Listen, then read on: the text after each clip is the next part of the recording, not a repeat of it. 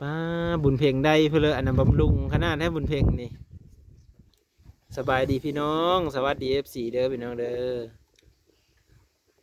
ในเลิกก็ในเลิกก็เบาฮะสวัสดีค่ะนั่งลงนี่นั่งนี่โอ้ล้มนั่งลงดิเออ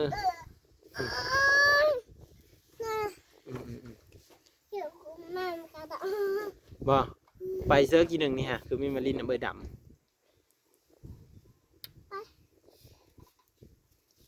ไปใส่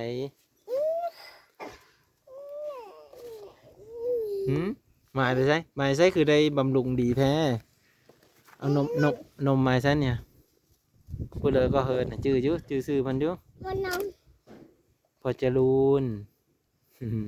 นั่งกันพอจะรุนโอ้ยิงมากระทุนกับเป็ดมันน้องดำยิงมากระทุนกับเป็ดต้มไก่ให้กินแต่ที่น้องดำต้องเด็กฮะกระดานเดียวฮะกระดานเดียว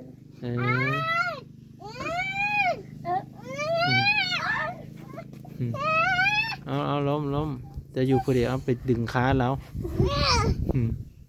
ไม่จีเลยก็หอมเลย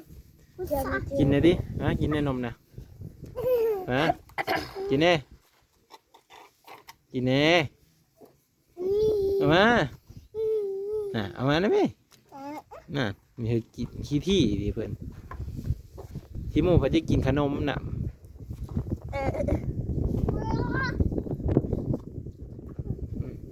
เอาท่อมันออกเลยแล้วมันสิดูดได้คุณเพลงไงสิถามคุณเพลงไปบ้องเห็ดนะเมื่อเลิกสิไปเนี่ยไปมือไปฮะไปเห็นมือไปไปเริ่มเมื่อบ้องไปบ่มีมือไปเอาบ่มีมือไปอย่าว่าสิไปเลยไอ้สิไปชงบ่ไปอีกบ่เห็นมือไปบ่ให้หมูไปว่าบ่เห็นมือไปบ่เห็นกับว่าบ่เห็นแน่นี่บ่ให้หมูไปว่ามันแจ้งแน่บ่เห็นกับว่าบ่เห็นอันนี้ว่ามีแจ้งอยู่บ่น้ำค่ะ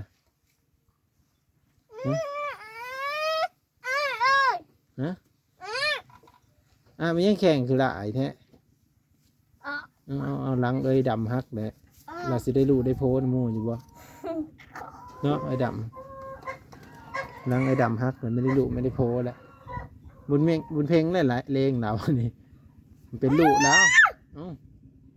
เบิ้งนั้นมันเห่เสียหลังพอดีหมดจิตตึกผมเป็นนักนะพอได้ลิ้นพอได้ย่อกันเสื้อมายืมเสื้อแน่อันวิกฮะไม่พอกับวิกผมนะหรือมันยังวิโคเสื้อเฮ้ยดำดูจะว่างามเสื้อดูฮะเอ็ดคีดึงหน่อยเฮ้ยดำกับลักอายปกผมอยู่เงี้ยขึ้นเลยพี่สดำ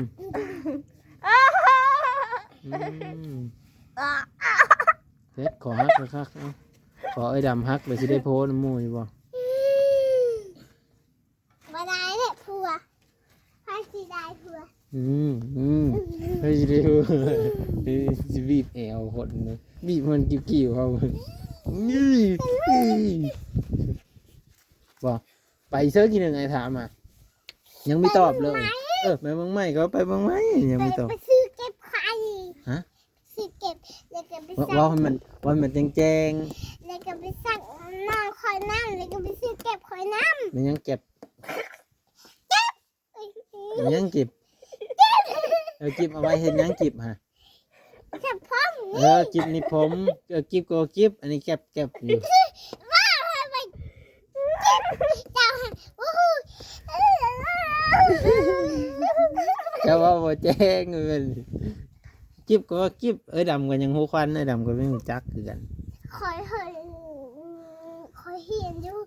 ห้องเฮียนอยู่นี่ไปสอนเจ้าดำสอนเด้อดำสอนนับเลขนับเป็นอยู่เลขนับคอไข่เนี่ยอยู่บ่นับ1 ฮอด 10นี่นะนับเป็นบ่นับให้ FC เบิ่งดูบางทีเพิ่นสิซื้อขนมมากินเด้รางวัลน้ำใจคนนับเลขเป็นนี่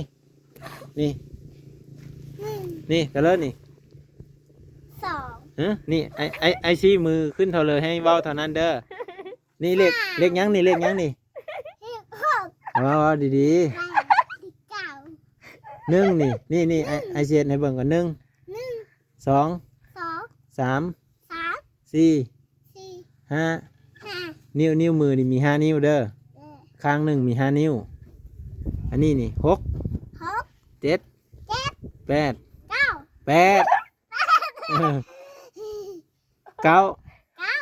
10 10นี่2 อันเด้อ2 อันนี้เป็น10เด้อ โดย ชื่อได สิบ เด้อนี่อันนี้เด้นี่ สิบ อันนับเท่าไหรนี่ สิบ นั่นหนึ่ง หนึ่ง นี่เด้ สอง นี่เด้ สาม นี่เด้ ห้า สี่ สี่ นี่เด้ หก ห้าหรือว่าโอ้นี่สี่แล้วก็ห้า สี่กับห้าเลยเวียนเปิ้นแล้วเสือเดี๋ยวเบังดูเสือนะนี่นะแอกเลยนั่งดีๆแหละ เอ้ยเจ็บเอง นี่มานั่งนี่บ่าวสิถามก่อนนี่มะเจ้าน่าจะสิตกดำเราก็เจ็บเลยฮะดำเราเจ็บได้ฮะ บอไม่ได้เจ็บ อ้าวถามเราเบิ่งดูฮะหลังเราสิฮักให้บ้าเลยบ้าแล้วเจ้าขึ้นนั่งเรา บอ แล้วจะนั่งเราบ่ได้ ขอยเจ็บ เจ็บเลยจะตกอีกนึงนี่จะไปนั่งคอเราเจ็บได้ฮะดำเจ็บได้พี่มาพี่พังความอายนี่ลงมานั่งอยู่นี่ดำเราเจ็บได้ เวเจ็บจัง พี่มาแล้วอะไรขันบอกมีเอาขนมมากินได้นี่ลงมานั่งนี่ไอสิถามก่อน นะ ปานนั้นจะเข้าโรงเรียนไอสิถามก่อนไอสิทดสอบบ อบอข้าว เป็นยังนี่ หนึ่ง 5อะไรกันเนี่ยนิ้วมือคนเฮามี5 นิ้วเด้อ ห้านิ้ว เบื้องหนึ่งนี่คันเขาถามเบื้องหนึ่งมีจักนิ้ว5 นิ้ว เออ ให้นี่คันเขายกขึ้นแบบนี้เป็น5แล้วเด้อคันเขาเอานิ้วนี่ลงนะเป็น4จะต้องนับ1 2 3 4แบบนี้เด้อโอเคบ่ เออ เอานับเบื้องนี่เท่าไรนี่เท่าไรทวิตว่า1 หนึ่ง ตัวที่2 สอง นี่เด้3 สาม นี่เด้ หก 4ก่อน สี่ นี่เด้นิ้วหนึ่งมีเบื้องหนึ่งมีจักนิ้วไอ้บอกกี่หนึ่งนี่5 นิ้ว ห้านิ้ว คันเขายกขึ้นหมดแบบนี้แมัน5 เออ อันนี้มีจักนิ้ว ห้านิ้ว อันนี้มีจักนิ้ว สี่นิ้ว นี่เนี่ยเบื้องนี่เท่าไรอ่ะ สองนิ้ว อันนี้เด้ สามนิ้ว นี่เด้ หกนิ้ว 4 สี่นิ้ว จืดเด้ออันนี้เด้เท่าไรไอ้บอกนิ้วมือข้างหนึ่งมีจักนิ้ว 5 นิ้ว ห้านิ้ว นิ้วมือข้างหนึ่งมี5 นิ้ว เออ ขันไอ้ยกขึ้นแบบนี้เด้เจ้าสีว่ามันอะไร ห้านิ้ว ขันไอ้ยกขึ้นแบบนี้เด้ ห้านิ้ว มันนั่นแหละขันไอ้ยกขึ้นแบบนี้เด้ สองนิ้ว แบบนี้เด้2แล้วเป็นหยังนี่เขาอยู่รวมกันนี่จักคนนี่ สี่ ฮะ ตอนนี้ได้คน บ่ สามคน นี่นั่นแหละไอ้ถามฮะจักคนไอ้อยู่รวมกันนี่จักคนเอาขอเราสิฮักอะไรมันนี้เอาจะน้อยตกไอ้เดินเจ็บได้ลงอยุ่ลุ่มพี่จะนั้นไม่ได้หมูลิ้นเนยดำตายป้าได้ฮะ บ้า เอาเป็นนั่งคอเราฮักกับวิตายไปเชอะ ไม่หักว่าเขาอะ จะถามเราดูเรามีเจ็บบ่เราเจ็บเราให้เลยฮะแพงเอาเราไม่เราให้แล้วฮัน บ้าจะ เบิ้งนี่เราให้เลยฮะน้องดำเนาะ จะเป็นบ้า อาจจะเบิ้งไหมปืดผมเราขึ้นไหมเราให้เลยฮะเจ้าไปนั่งคอเราฮักเลยเราให้แล้วบัดนี้เอ้า จะไม่จะ จะไปติดโทษเจ้าเบิ้งดูผมเหรอฮัน จัน นั่นเราให้เลยฮะเอ้าเป็นโทษเจ้าเป็นโทษโลดเอ้าตายสักวัน เจ้าหันบ้าเลย เป็นโทษแล้วไปนั่งคอดำคอฮักมันบ่ไปเมืองชนแล้วไปซื้อเพื่อเลยในเมืองชนนะหืม เขียนนะอ้าวหันคือเขียน บ่บุญเพ่ง นั่นน่ะมาเขียน ซื้อแต่แก๊บนะบ่ฮะ เดี๋ยวไปเขียนได้ ซื้อแต่แก๊บนะบ่ไปเมืองสดนะเอ๊ะ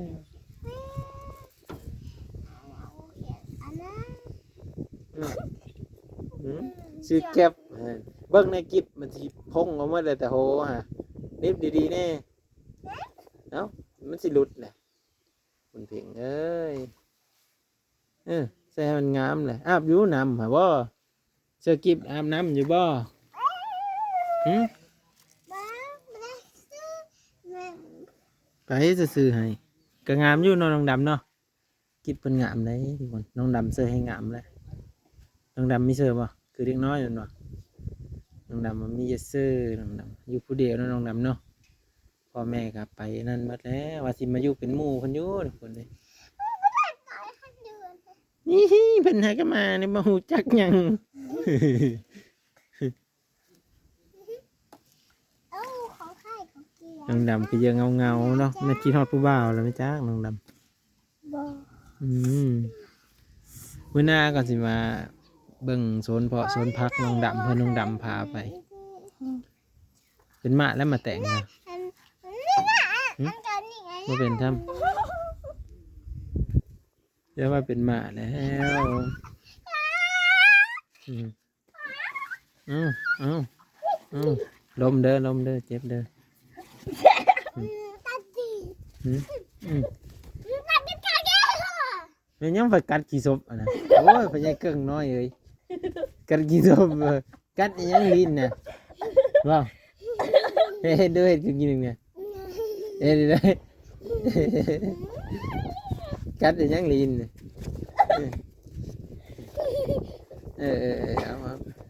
เอาบุญเพ่งลิ้นไปเจอแล้วฮะไม่แม่นลิ้นขาดแล้วนะลิ้นขาดลิ้นขาดมันขาดเลยนะแควกัดมันนะสิไม่ได้ไปยิบนะบัดนี้เบิ่งดูหาเลี้ยวเบิ่งดูหาลิ้นขาดเลยลิ้นเอาเลยน้องดำคือว่าแนวนั้นเอาเร็วบุญเพ่งมันขาดนะมีเจ็บนะมีหวาบอกหัวใจลิ้นขาด เอานี่มันกุดกุมดุมเนี่ย อย่าด้วย บอกเบิ่งดูมาเครื่องไหนดูจะเห็นกินหนึ่งเนี่ยมันนี่มันฮะมันขาดเลยนะบ่เจ็บนะแต่จะไปกัดกินหนึ่งนี่ดิ นี่ตาด เพ่งเอ้ยใส่น้องจะได้บุญมีเด้ฮะ ำ บ่บุญมีไปสิเบิ่งสิบีบแอวเพิ่นเบิ่งบุญเพ่งเอาไอ้ถามมาจับแล้วนะเบิ่ง เหยียบหมาเด้อหมากัดได้แม่นหมาแม่นหรืออ่อนนะฮะอย่าเฮ็ดมันอย่าเฮ็ดมัน อย่าไปไป บ่ ไป น้องอยู่เสือเดี๋ยวนี้ฮะสิไปหาน้องกันสิไปอุ้มเอาเบิ่งอย่าเพิ่นละสิลินนำเจ้าไอ้ดำปบปลาได้จะหน่อยฮะไปทุกคนเดี๋ยวพี่หน้าจึงมาหาน้องเมอเนาะเดี๋ยวมื้อหน้าสิเฮาไปเบิ่งโซนน้องดำไปทุกคน ไ